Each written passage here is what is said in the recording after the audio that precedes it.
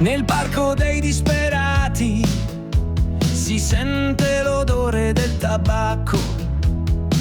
Jean Cocteau scriveva sul ghiaccio, Baudelaire fumava l'oppio.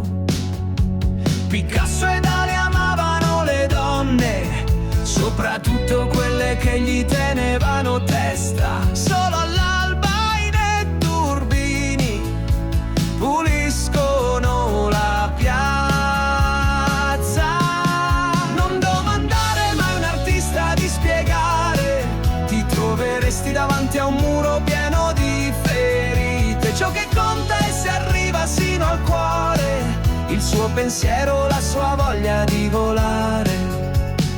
Thomas Dylan con Eliot ha scintillato, lo stesso nome, due fiori in mezzo al prato.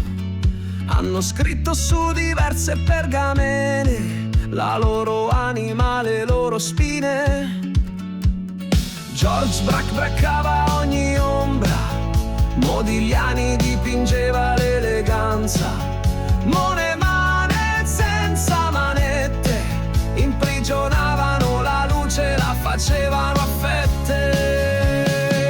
Non domandare mai a un artista di spiegare, ti troveresti davanti a un muro pieno di ferite. Ciò che conta è se arriva sino al cuore il suo pensiero, la sua voglia di volare.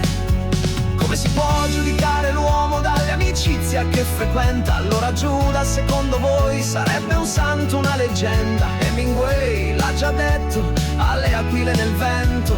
Artista è colui che esprime l'essenza di questo mondo.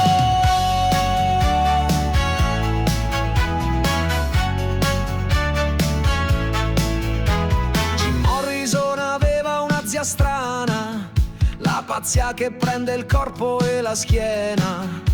Poi c'è lui che è partito per l'Egitto, non torno né mai chiamo neanche il suo gatto.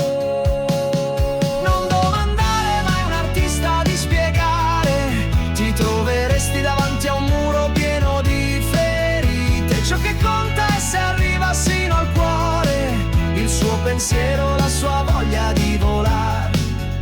Alda Merini e Pasolini hanno preso solo schiaffi, passeggiando tra le ortiche hanno lasciato segni, scolpito rughe. Andy Warhol fotografava ogni momento, Stravinsky faceva ballare anche il vento. A Rabat col Dio Pan faceva l'amore, mentre Hendrix le sue dita faceva danzare.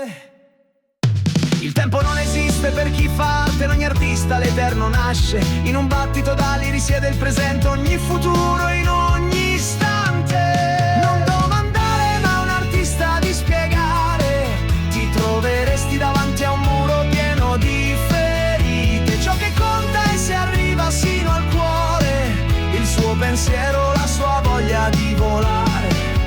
Come si può giudicare l'uomo dalle amicizie che frequenta? Allora Giuda, secondo voi, sarebbe un santo, una leggenda? Hemingway l'ha già detto, alle aquile nel vento. Artista è colui che esprime l'essenza di questo mondo.